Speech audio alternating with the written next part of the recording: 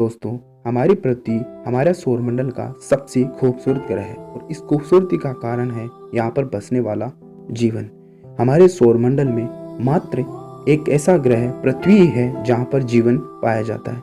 इसका कारण है हमारी पृथ्वी अपने सूर्य के चारों ओर अपने हैबिटेबल जोन में चक्कर लगाती है।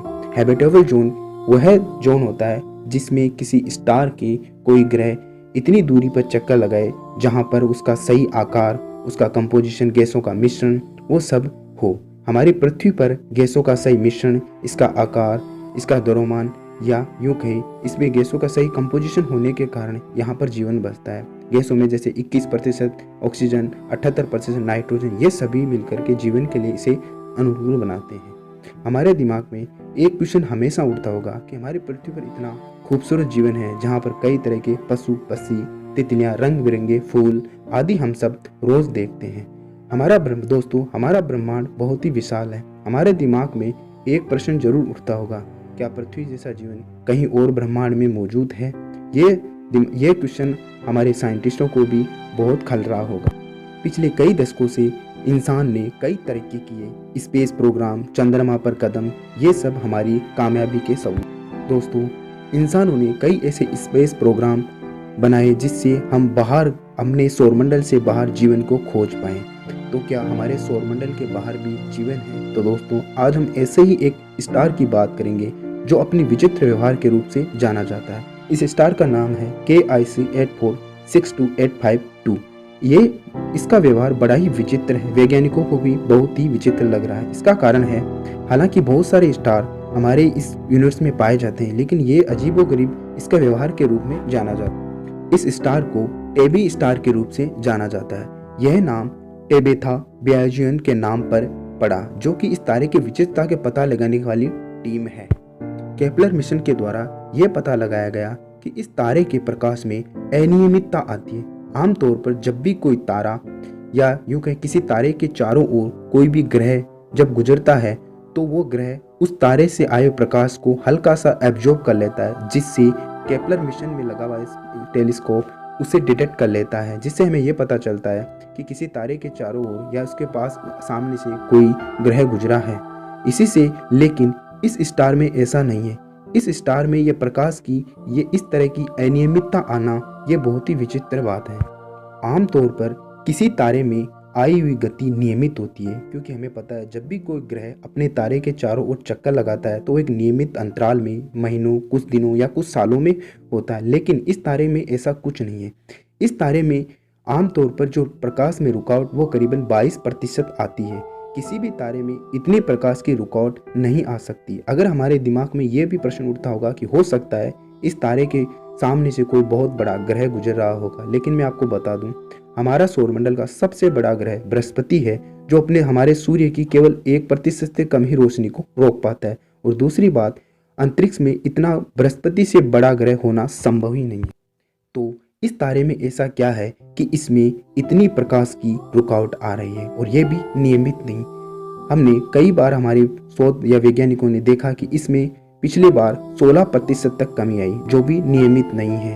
तो इसका क्या कारण हो सकता है, अभी तक हमारे वैज्ञानिक पता नहीं लगा पाए। लेकिन कई अलग अलग वैज्ञानिकों ने अलग अलग थ्योरी दी।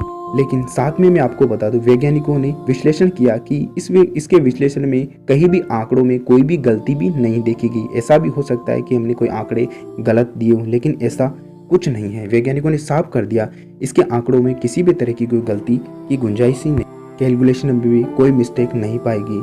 इसीलिए कई वैज्ञानिक अलग अलग अवधारणा दे रहे हैं। अलग अलग वैज्ञानिकों ने यह भी कहा हो सकता है इस तारे के चारों ओर कई उल्कापिंड चक्कर लगा रहे होंगे, जो आपस में टकरा करके कई तरह का मलबा इकट्ठा कर रहे होंगे, जिससे इसके प्रकाश में रुकावट आ रही होगी। लेकिन ये थ्योरी भी सटीक नहीं बैठती, क्योंकि कोई भी उल्कापिंड इतनी रोशनी को एब्जॉर्ब नहीं कर पाते। इस तारे के रिसर्चकर्ता ब्रैडली स्कोफर, जो कि लुसियाना स्टेट यूनिवर्सिटी के खगोल शास्त्री है, ये इस तरह के तारों में रहस्यमय का पता लगाने वाले साइंटिस्ट है। उन्होंने पाया कि इस तारे की करीबन 1890 से लेकर 1989 तक के अंतराल में आकाशीय निरीक्षण के दौरान लगभग 1200 बार फोटो ली गई और हर बार विभिन्न प्रकार के आंकड़े आए और हर बार इसके प्रकाश में अनियमितता देखी गई। कभी इसमें 20%, कभी इसमें 16।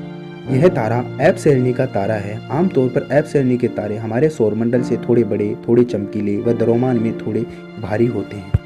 इस तारे की इस विचित्रता का पता लगाने में अभी भी वैज्ञानिक सही तरह से कामयाब नहीं हो पाए, लेकिन कई वैज्ञानिक अवधारणा ये भी हो सकती है कि हो सकता है इस तारे में कोई, या यूं कहीं इस तारे के पास में कोई ग्रह पर ऐसी एडवांस एलियन सिविलाइजेशन रह रही हो जो इस तारे के चारों ओर डायसन स्फीयर का निर्माण कर चुकी हो। दोस्तों, डायसन स्फीयर एक ऐसा सोलर पैनल होता है जो सूर्य के चारों ओर लगाया जाता है, जिससे सूर्य से आने वाली ऊर्जा को नियंत्रित किया जा सके। जैसे हम सौर पैनल लगाते हैं उसी प्रकार का डायसन स्फीयर भी होता है।